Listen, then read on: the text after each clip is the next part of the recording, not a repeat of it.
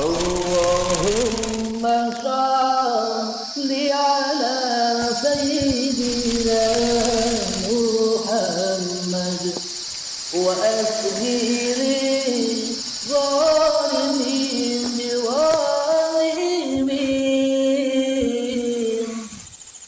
وأخرجنا من بينهم سالمين وعلى آله وصحبه أجمعين. Assalamualaikum warahmatullahi wabarakatuh. Bismillahirrahmanirrahim. Ashhadu an la ilaha illallah wa ashhadu anna Muhammadar Rasulullah. Allahumma salli ala sayyidina Muhammad wa ala ali sayyidina Muhammad. Rabbi israh li sadri wa yassir li amri wahlul 'uqdatam min lisani yafqahu qawli. Amin. Bismillahirrahmanirrahim. Salam hormatku, salam ta'zimku selalu buat para sahabatku tercinta, baik yang ada di dalam ataupun yang ada di luar negeri.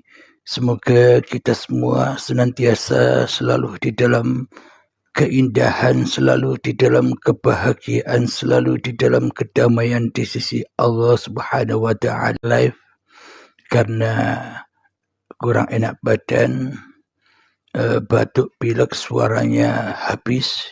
Ini pun juga baru ada suaranya karena sangat amat rindunya saya kepada pemirsa, kepada sahabat-sahabatku, hingga dikehendaki kita bisa bertemu lagi, bisa live lagi, meskipun dengan suara yang kurang bersih, masih serak. Alhamdulillahirabbil alamin. Sebelum kita awali kajian di pagi yang indah ini, marilah kita kemahkan di dalam nyawa, di dalam jiwa, di dalam hati, di dalam roh, dan di dalam kehidupan ini dengan kalimah-kalimah thayyibah. Subhanallah walhamdulillah wa la ilaha illallah wallahu akbar wala haula wala quwwata illa billahil aliyil azim. Sadaqallahul azim. Tema pagi ini adalah ternyata manusia anti Tuhan, termasuk diri saya. Ternyata seluruh umat manusia anti Tuhan. Akan tetapi kebanyakan manusia merasa sudah bertuhan. Akan tetapi seluruh manusia merasa tidak anti kepada Tuhan.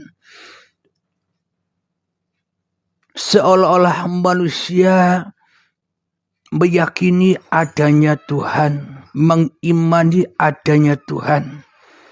Akan tetapi di dalam hati kita selama ini manusia masih anti Tuhan.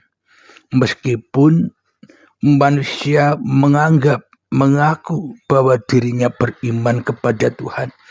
Manusia mengaku bahwa dirinya sudah beragama dan bertuhan, namun di dalam lubuk jauh, di dalam hati kita, manusia masih anti terhadap Tuhan. Apakah buktinya? Bila manusia itu percaya, iman, yakin kepada adanya Tuhan, mestinya manusianya akan lebur di dalam Tuhan. Bila manusianya mengaku bahwa dirinya iman, yakin kepada Tuhan, maka yang terjadi Tuhannya lah yang lebih wujud daripada manusianya. Bila manusianya beriman dan yakin terhadap Tuhannya, maka Tuhannya lebih hidup daripada manusianya. Bila manusianya beriman dan yakin kepada Tuhannya, maka Tuhannya lebih berkuasa kepada manusianya daripada kuasa manusia itu sendiri. Inilah tanda bukti iman, yakin, takwa itu ketika hanya Tuhanlah yang wujud lebih wujud daripada wujudnya manusia.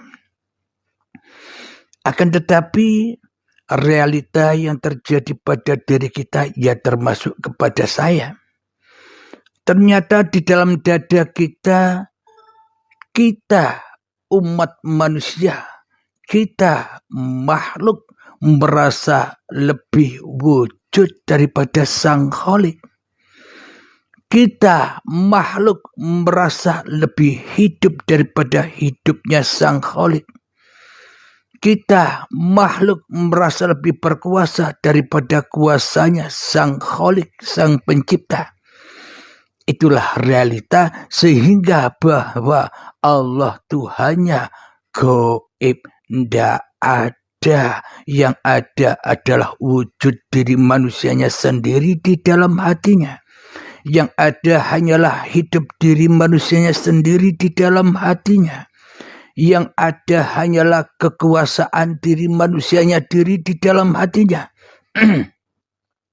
Inilah ternyata meskipun kita menyatakan dengan lisan, dengan hati bahwa kita beriman dan bertuhan, tapi iman dan keyakinannya selama ini hanya palsu saja. Di dalam hati kita anti terhadap Tuhan. Kenapa? Karena kita tak mau dikuasai Tuhan. Di dalam hati kita anti terhadap Tuhan. Kenapa? Karena kita tak mau dihidupi oleh Tuhan. Diri kita anti kepada Tuhan. Kenapa? Karena kita tidak mau dikuasai, digerakkan, diperjalankan oleh Tuhan. Karena kita merasa mampu hidup sendiri. Karena kita merasa mampu berjalan-jalan sendiri. Karena kita merasa mampu berkuasa sendiri atas seluruh tindak lakunya, aktivitas kita, sejak bangun tidur sampai tidur lagi, seolah-olah hanya kita yang berkuasa, hanya kita yang mentuhani semua keadaan itu. Inilah tanda bukti bahwa ternyata kita selama ini anti Tuhan,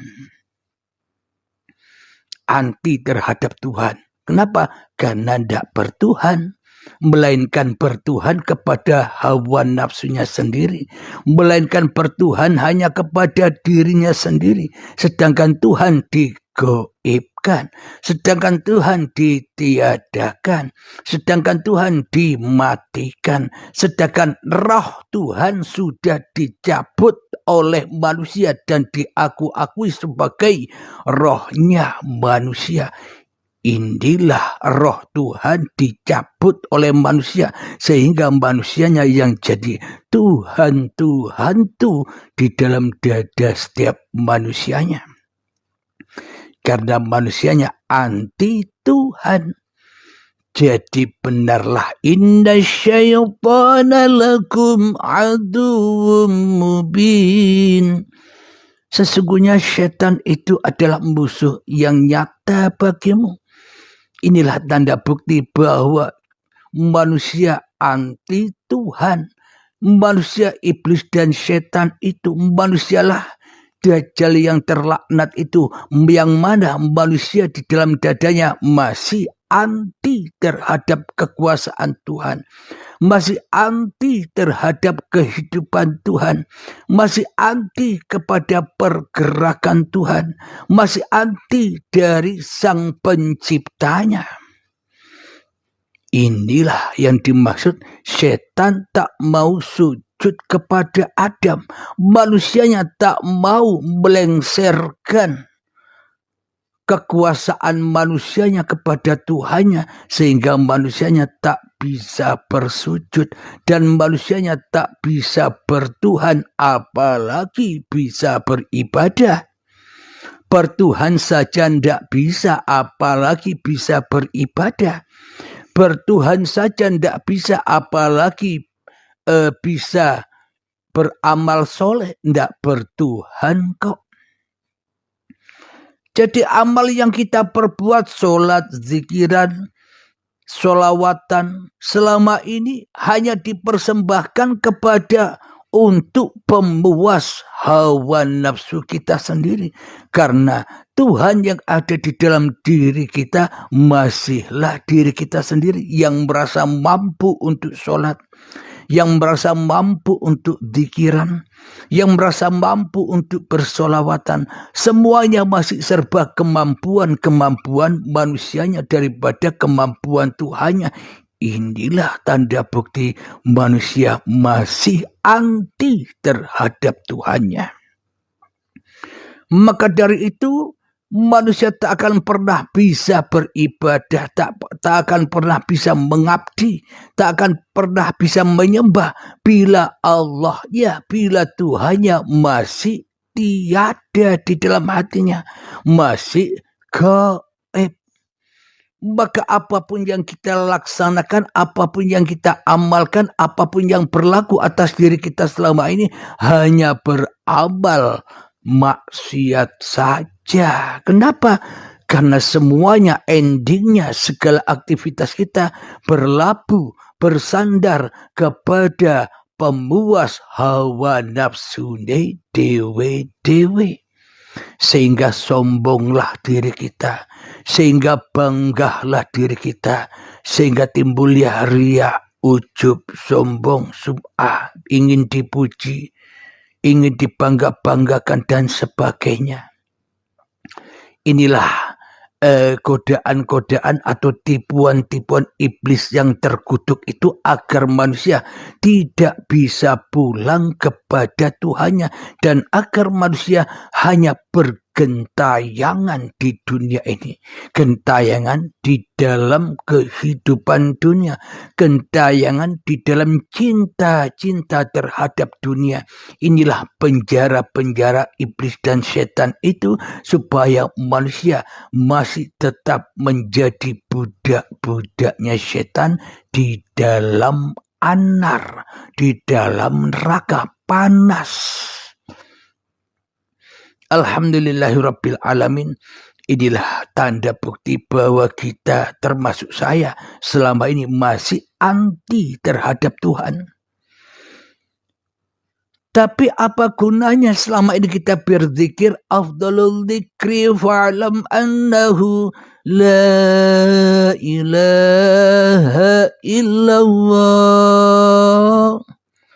Seafdal-afdalnya, sebaik-baiknya, seagung-agungnya zikir adalah tiada Tuhan selain Allah. Lah di dalam hati kita Allahnya sudah ada apa belum? Lah di dalam dada kita Allahnya sudah wujud apa belum? Nah di dalam dada kita Allahnya sudah berkuasa apa belum? Bila Allahnya masih gaib, mana mungkin wujud? Bila Allahnya masih gaib, mana mungkin berkuasa atas diri kita? Yang wujud, yang nyata, yang gamblang di dalam dada kita masih hawa nafsu kita. Tentunya yang wujud yang masih diri kita, yang hidup yang masih diri kita, yang berkuasa yang masih diri kita. Inilah tanda bukti kita selama ini mentuhan-tuhankan, memberhala-memberhalakan, mentauhid-tauhidkan diri kita sendiri di dalam dada kita. Sehingga Allah tidak berlaku, sehingga Allahnya gaib raono.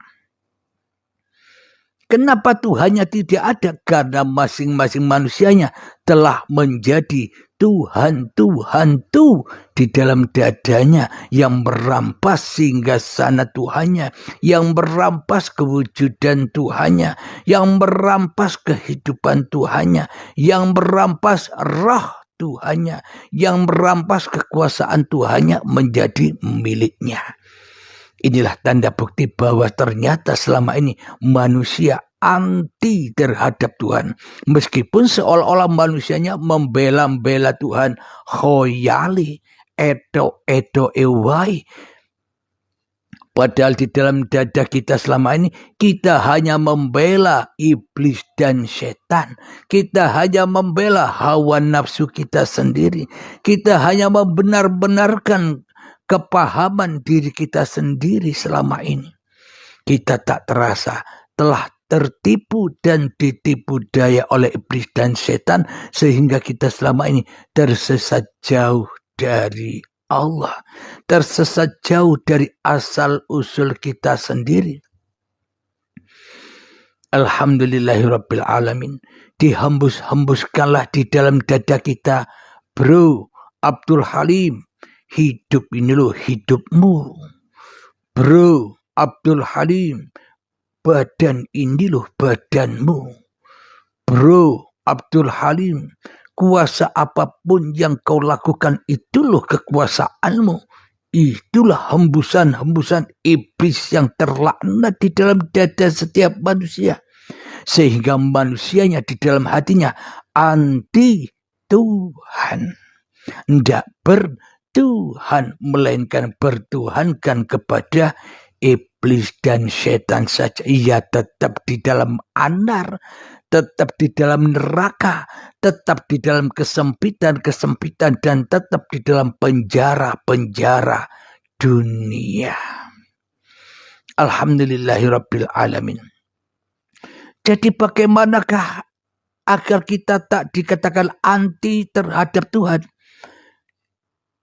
Agar kita tak dikatakan anti terhadap Tuhan di dalam hati kita terhadap Allah, ya jangan jadi Tuhan. Ya jangan merasa wujud.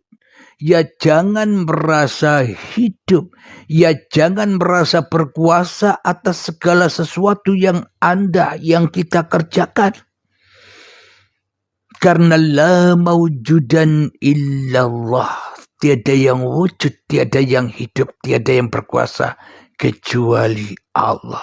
Bila hanya Allah yang jadi penguasa kita, maka enjoy saja. Bila hanya Allah yang memerankan kita, maka kita bebas dari belenggu-belenggu hukum-hukum manusia. Bila hanya Allah yang berkuasa memperjalankan manusia, maka manusia bebas dari dosa. Kenapa? Karena dijaga oleh Tuhannya. Kenapa? Karena manusia dipelihara oleh Tuhannya. Kenapa? Karena manusianya sudah dicukupi oleh Tuhannya. Innal awliya la khawfun alaihim walahum yahzanun. Para kekasih Allah itu tiada rasa takut dan bersedih hatinya. Kenapa? Karena manusia sudah terlepas dari hukum-hukum kemanusiaannya, kembali kepada kejaisan Tuhannya. Manusia hanya diam menonton pagelaran Tuhan sambil makan popcorn. Enjoy saja di dunia ini. Inilah kedamaian, inilah ya Tuhan nafsul mutmainnah. Wahai jiwa-jiwa yang tenang, bagaimanakah cara agar jiwa kita tenang, agar nyawa kita tenang, agar hati kita tenang, agar roh kita tenang, agar kehidupan kita tenang? Irji'i ila rabbiki radiyatan mardiyah. Irji'i, pulangkanlah kembalikan bahwa hidup, badan, dan seluruh aktivitasmu itu adalah milik Allah. Kembalikanlah dengan rela dan ridho. Bila kita sudah mengembalikan dengan rela dan ridho, pasti Allah akan meridhoimu.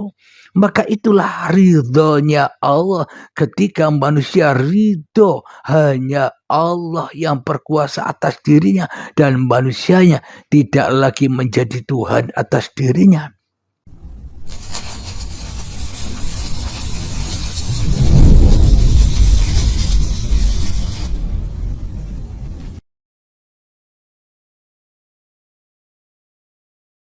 Allahumma shalli ala sayyidina Muhammad wa asbiri zalimin biwalimin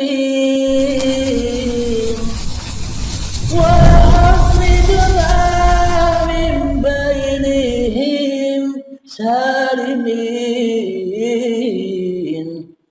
وعلى آله